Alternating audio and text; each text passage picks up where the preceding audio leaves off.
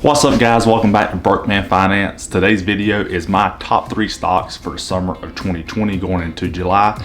I'll share with you why I purchased these stocks, why I like these stocks. But before we get started, please hit that like button, hit that subscribe button so you get more videos coming out to you between Adam and I on our investment strategies and our investment tips.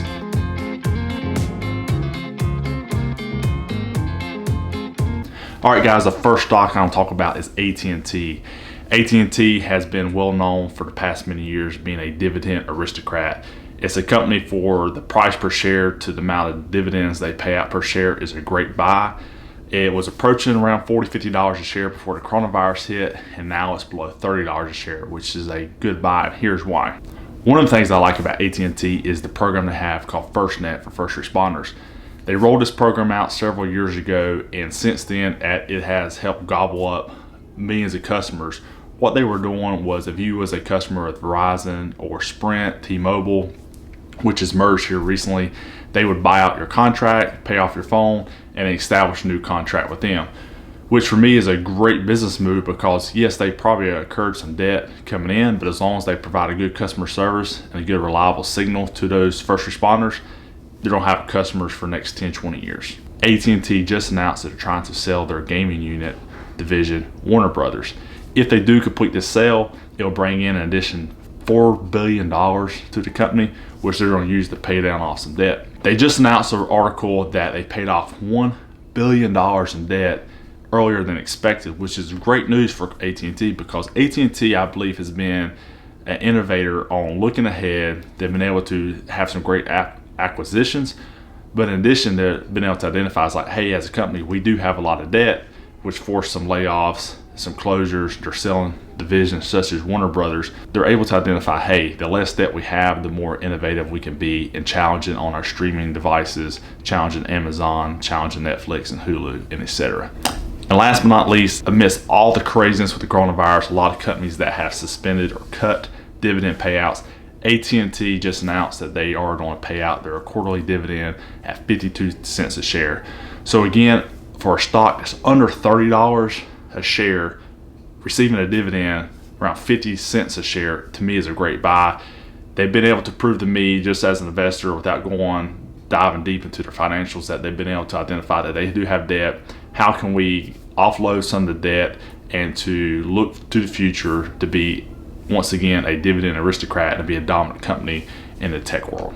All right, my second stock is Boeing. If you watched any of the past videos, you probably know that I'm a fan of Boeing. Understand what Boeing does as a company has really opened my eyes. So Boeing, before all the coronavirus hit, was almost at $400 a share, and then it dropped to $89 a share. Then it come back up a couple weeks ago to $215 a share, and now it's around $169, $170 a share. To me, it is still a great buy under $200 a share. Boeing gets a rap from the 737, the civilian airlines. The 737 MAX has some issues. They grounded the fleet. Southwest Airlines got hit hard, as many the other airlines. They had a lot of problems with it. So since then, they announced they've restarted production of the 737, which is huge.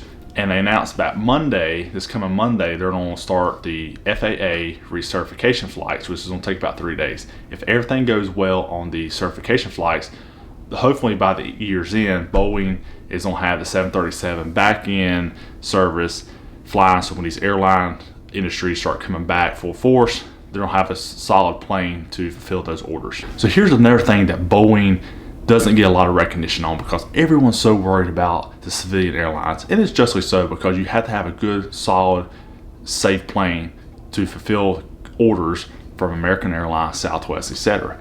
But Boeing has such a large presence and revenue income from the Department of Defense.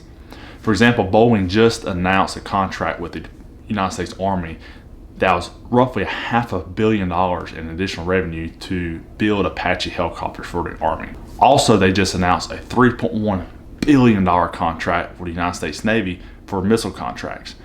So with all the different contracts going in with the Department of Defense, where Boeing has been able to outbid and outperform Lockheed Martin and other defense companies, in addition of getting the 737 back online and a safe, reliable plane for the civilian sector, I think anything under $200 a share is still a great buy for Boeing. Now, obviously, it could dip a little more, but I think the long run, this is a long-term stock where going into 2021, it has potential to get back up to that high $380, $400 a share, as well as before all this happened, had a $2 per share dividend that they cut because of all the uncertainty with the economics. So I'm buying more into Boeing. I think it's a good stock. Let me know what you think in the comment sections, and love to see where the stock looks like at the end of 2020 going into 2021.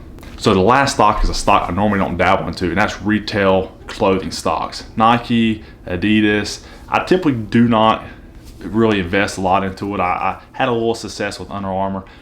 But if you know anything about Kanye West, last Friday, Kanye West and the Gap Incorporated announced a 10-year deal to have sole rights to produce Kanye's Yeezy brand. Now, after this announcement was made, Gap stock rose about 42%, which is insane for a retailer here lately. But the Gap, which owns companies like One Republic and Old Navy, is hoping that $1 billion in sales over the next 5 years. Now, as mentioned before, I'm not a huge fan of retail apparel stocks, but I am going to buy in on Gap. I think that once the initial rise, I don't think it's going to hit another 42%, making it 84%.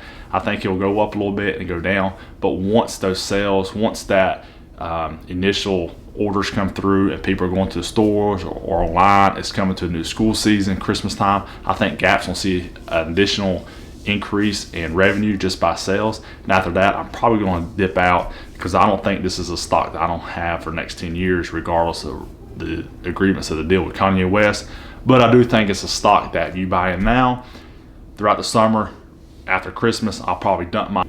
All right, guys, that's it. That's the top 3 stocks that I'm buying into right now. Let me know what you think in the comments section. And if you haven't hit that like button, hit that like button, hit that subscribe button to get more videos from Adam and I for Broke Man Finance in the future. And as always, we'll see you on the next video.